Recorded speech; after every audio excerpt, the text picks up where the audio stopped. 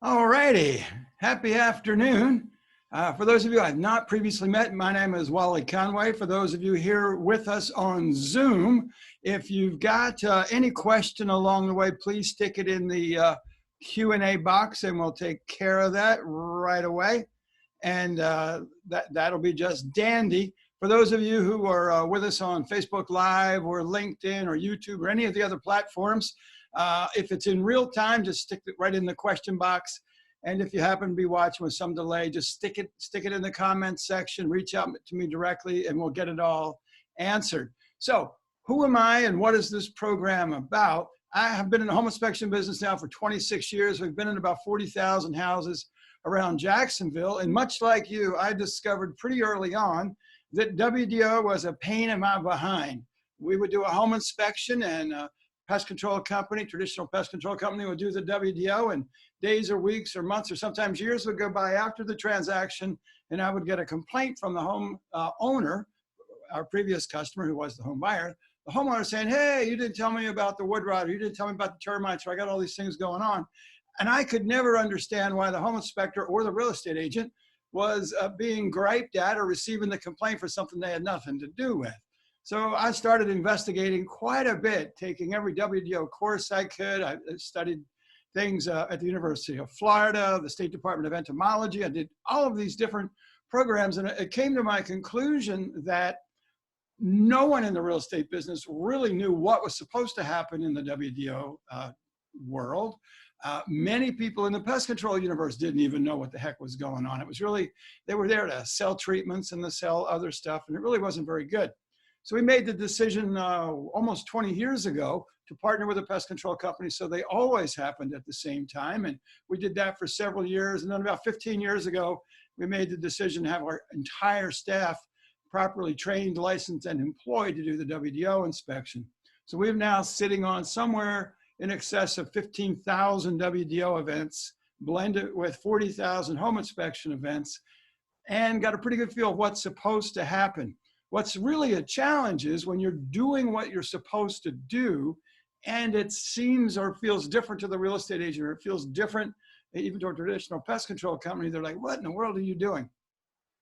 So about 10 years ago, I thought, well, what we need is a little bit more education. So I wrote a course for the Florida Real Estate Commission, approved by the Florida Real Estate Commission, called When Good Wood Goes Bad, the same name as the program we're doing today. That's a 3-hour continuing ed program that I've taught in 35 boards around the state of Florida and hundreds of real estate offices likewise. What we're going to do today is the encapsulated version of that, not for any credit, but over the next 45 minutes, I'm going to give you some ideas on what's supposed to happen with this WDO in a real estate transaction, what often happens, and how to be proactive so that the WDO doesn't cause you to lose your deal, because losing a deal is never good for you, right? So let's get on over to screen share and we'll get moving right along. All right, ideally you see what I'm seeing here. So when good wood goes bad, by the way, if you want to reach out to me, there's the phone, the LinkedIn, Facebook, Instagram, anything that you like. I'm always happy to coordinate with you. So why does good wood go bad? There's only 3 things that go wrong with wood. And I am a giant fan of simple, clear communication. When we make things complex for the customer, we tend to scare and or confuse them. And scared or confused home buyers don't buy houses. And scared or confused home sellers don't respond the way that they need to respond to get their home sold. So I'm going to share with you a lot of really just simple, straightforward ways to deal with this WDO. There's only 3 things that damage wood. 1 is fire. It could burn. 2 is some structural failure. Something crashed into it. It got eaten up by a sinkhole. Somehow it just got overloaded and down and collapsed. And lastly, WDO. Something eats it. Yes. So the WDO, wood destroying organism, is about which organisms eat the wood. So it's just that simple. Know this, wet wood tastes good. Everything that goes wrong in a home is somehow related to the mismanagement of moisture.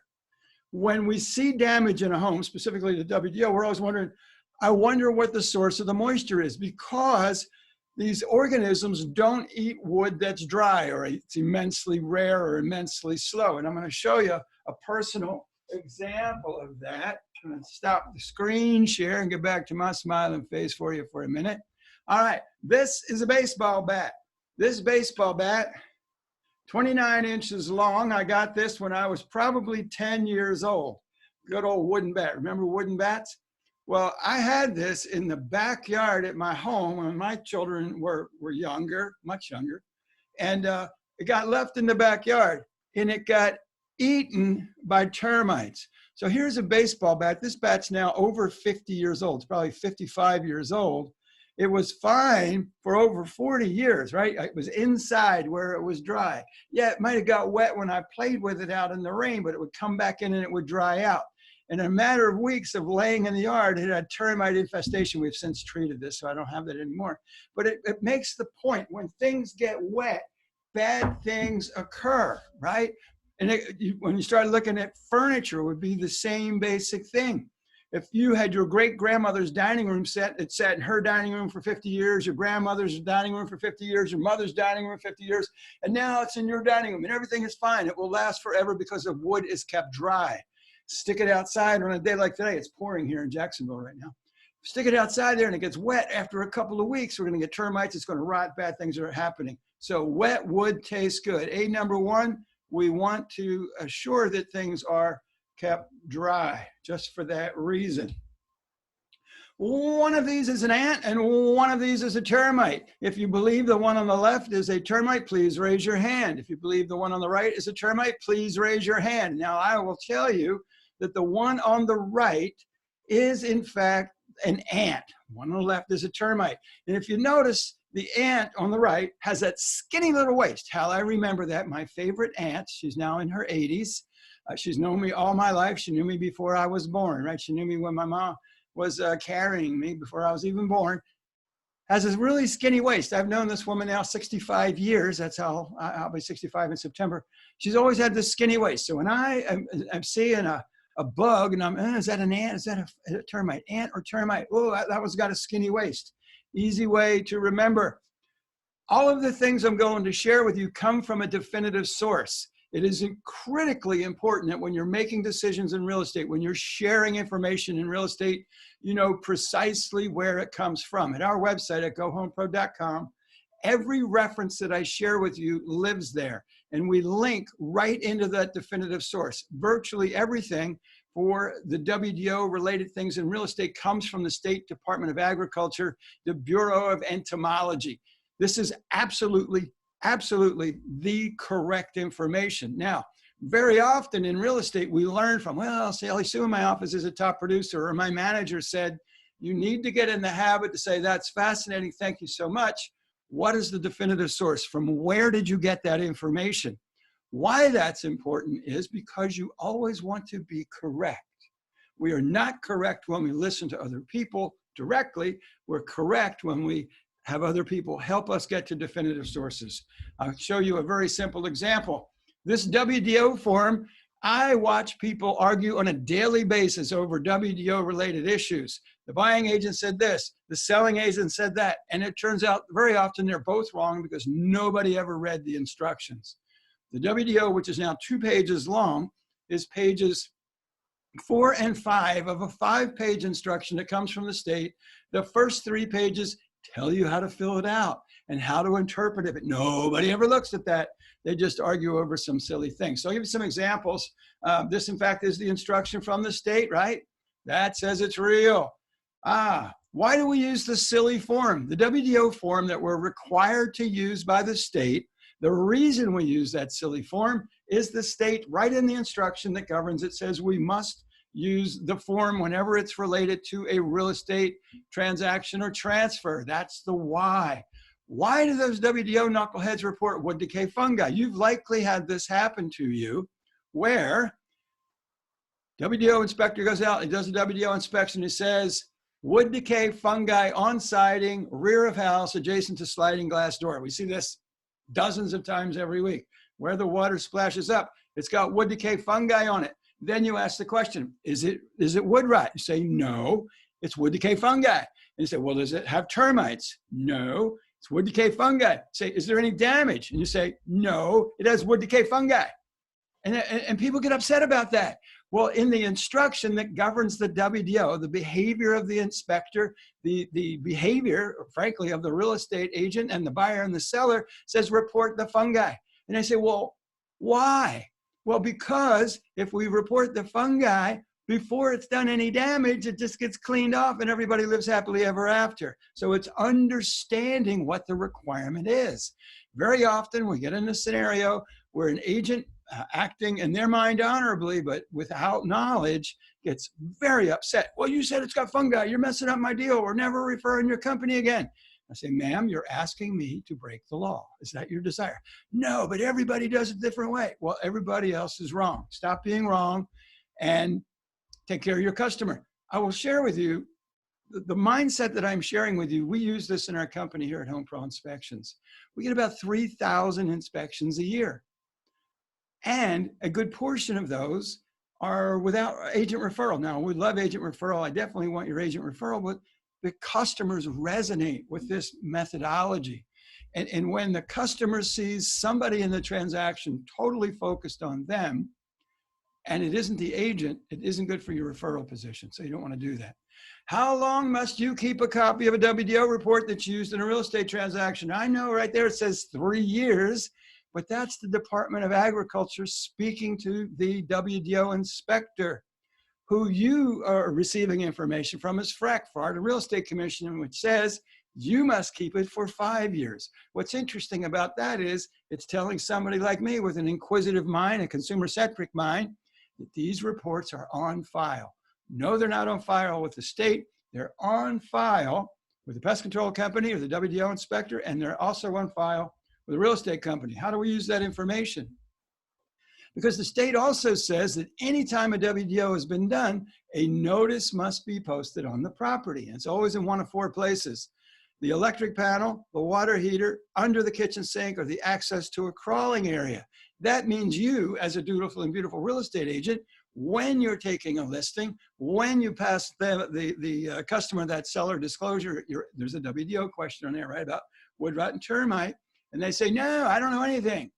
All you need to do is walk around the house, look at those 4 areas: electric panel, water heater, kitchen sink, under the kitchen sink, or the access to a crawl, and there'll be a little 3x5 notice, right? It's about the size of a index card, and it will name the name of the pest control company, the date they were there, who was there by name, the inspector's name, if they inspect it, yes.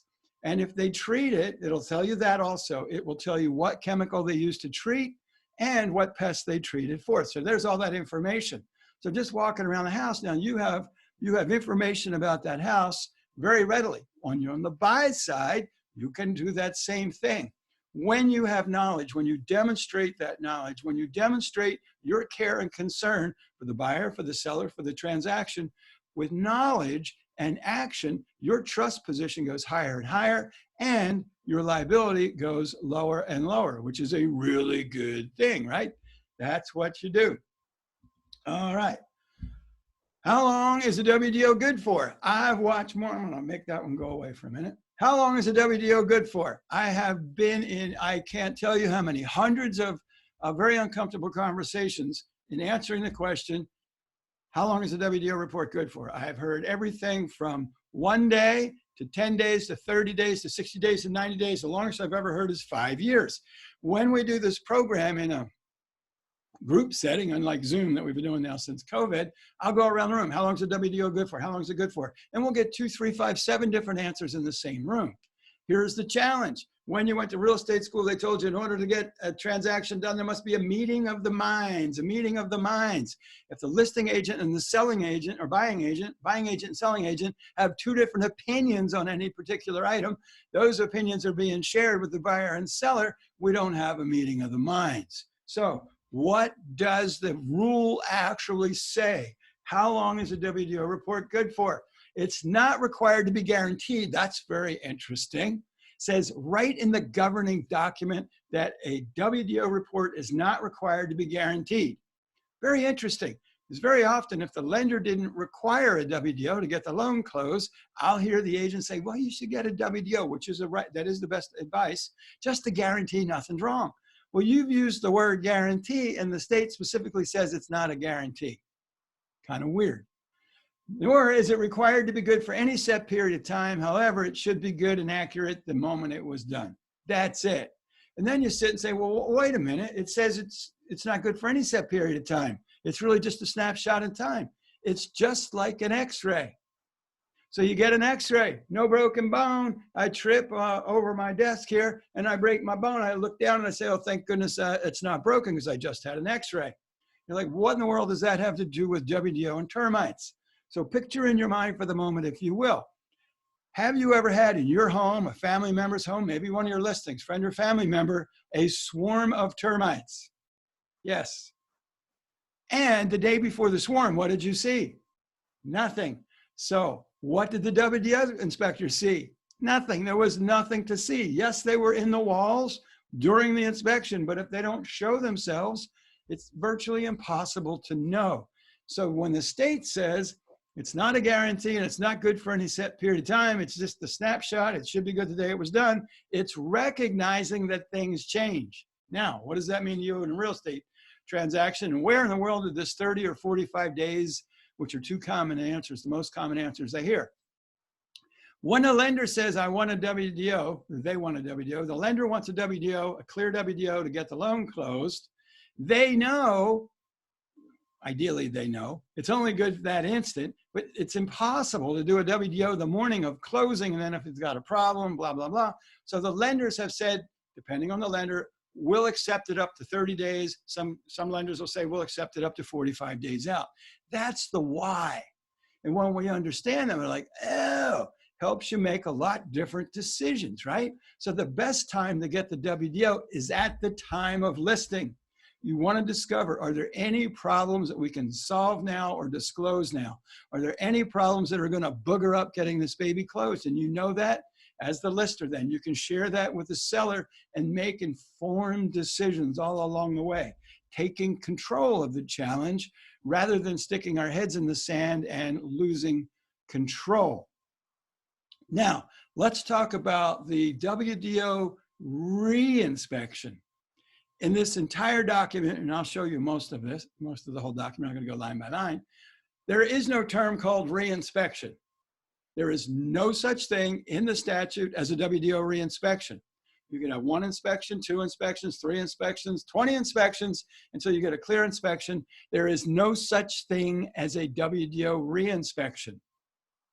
The state has the expectation that every time a WDO report is issued, it is complete. So if you call us and you say, hey, I'd like to get a WDO reinspection, like, fine, we're happy to come do that second inspection. We're looking at the whole house. Why? Because that was the mandate from the state. There are many companies that short circuit that. That puts the customer at risk. So when you know the rules and you play by the rules, suddenly you end up with more and more customers. It's when you're tripped up by the rules or demonstrate ignorance of the rules that really causes a lot of difficulty for you. Always be sure that the customer gets a copy of every WDO report available. I've been in a large number of situations where the real estate agent did not convey all of the known documents as it related to WDO to the customer. And then suddenly they move in, they have a problem, and they're not understanding why the pest control company says to them, well, we've been here 5 times. Don't keep things from people. Not good. All right. Capital letters and bold. Now what we're looking at is actually on the WDO form. I know very, very few real estate agents and frankly, very few pest control WDO inspectors who've ever read every single line on the form. So every single WDO report you presently have in your file, every one you've ever gotten, every one till the end of time says in bold and capital letters, this report is made on the basis of what was visible and readily accessible at the time of inspection and does not constitute a guarantee, that's on the form, or the absence of wood-destroying organisms, or that hidden damage isn't there. It says it right in the form. It's the state recognizing and warning the customer, hey, we're in Florida. This could be a problem. Now, when they read this later on their own, which is usually after they've had a problem and everyone's denied they're going to help them, This causes a tremendous harm to the agent reputation. I'm all about helping real estate agents build big referral businesses. Also, right on the WDO form, note, capital letters in bold. This is not capital letters in bold. It's not a structural damage report. Well, this is weird because when the lender gets a WDO and there's any amount of damage noted on it, they want to, is it structural, right? Normal. Is it a structural problem? And then the form goes on to say it should be understood there may be damage, including possible hidden damage present. Now, this isn't the WDO guy making this up. This isn't the home inspector making this up. This is the state on the form telling them about hidden damage. Now, sometimes when we're in conversation with the client and they're looking at something and say, well, there may be hidden damage, it already said it on the form. So it's about being truthful. It's about being high integrity. It's about knowing what the requirements are so you can prepare the customer. So you have good conversation with the customer, you gain trust. And again, back to the form in capital letters in bold. Further investigation by qualified experts of the building trade should be made to determine the structural soundness of the property. That is from the state of Florida on every WDO that you've ever had. Now, why? It's the state recognizing that the typical WDO inspector, their expertise is looking for bugs. Their expertise is not the physical characteristics of the structure. So this is the reason that I am an aggressive advocate for a licensed home inspector also being licensed to do the WDO so they can deliver that information in a cohesive way. We at Home Pro, several times every month, it's always at the end of the month, we'll get a call from the closing attorney or the title company and say, oh, we got this big problem. We're here at the closing table. There was this little itty bitty bit of WDO on the WDO form, a little bit of wood rot, you know, like at the garage door jam and silly stuff like that. The lender won't close without a structural letter saying it's not structural. If we've done the home inspection and we have coordinated and had the WDO, we have all that information resting in our office. We generate every single month, multiple of these, the last day of the month. We have all the information. We have licensed contractors on staff. That report gets out there and we don't even charge them. It's just good customer service. When you futz around with WDO inspectors and home inspectors that are not licensed contractors, that are not able to coordinate all these things, that's when you end up delaying closing. There's never a reason to delay closing when all of the information can be blended together to get that baby done. Do we also do this for other pest control companies or other inspection companies that don't have the capability to do it all? Yes, we do, but that requires a site visit because this is a visual thing, the way the state regulates, and they regulate home inspection, they regulate WDO, they regulate the construction. Those are different regulations, and the only way to marry them all is have the same person have all of those licenses within the same company, or you got to go make the site visit. So it's just a way to streamline and simplify. Best practices. This is important. For years and years and years and years, large WDO inspectors who could not fit in attics and who could not fit in crawl spaces and were too large or too old or too frail to climb on a roof and really get looking around behind the chimney and all the other places where all the risk is, right, where the wood rot lives and the termites live, they would disclaim areas. And the form, the WDO form, still allows you to do that. You say, well, I didn't see anything on the inside. I didn't see anything in the attic. I didn't see anything over here, meaning I didn't go there or there was junk in the way. So what happened about a decade ago now, the state Department of Entomology, Bureau of Entomology, got together with the pest control management people, the association, much like NEFPA or NAR, all got together and said, we need best practices so that we're consistent in protecting the consumer. So these best practices, they talk about things like how big is an opening in a crawl space need to be for safe access? How big is the crawl space underneath need to be? When we're going into attics, how high should they go? When there's web trusses, what is the size that you should crawl through? What it comes down to is these best practices have removed the ability of the sick, lame, and crazy to say, I just disclaimed it, it's all good. It's about consumer protection. So you should be sure that your inspector, your WDO inspector, is going in all these places. And when you are working with the buyer and the seller may be the one who coordinated to get the WDO, look at the report and see, what did they disclaim? Where did they go? Where didn't they go? That's how you protect the customer. Next order of business. Can a Florida home inspector legally do a WDO inspection? That answer is no. Home inspectors, the home inspection license does not allow an individual to do a WDO inspection.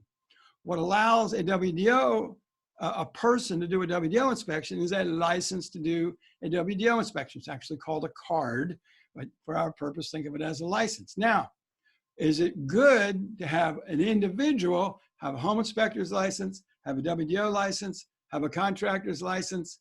Yes. Now, in a single visit, all of those things can be cared to, and that all the information matches because they were done by the same company at the same time and they work seamlessly. Then when there's question, whether it's from the lender or the insurer or the buyer, the seller, or a contractor is doing repair, it all lives in one place. So it can get solved as rapidly as possible.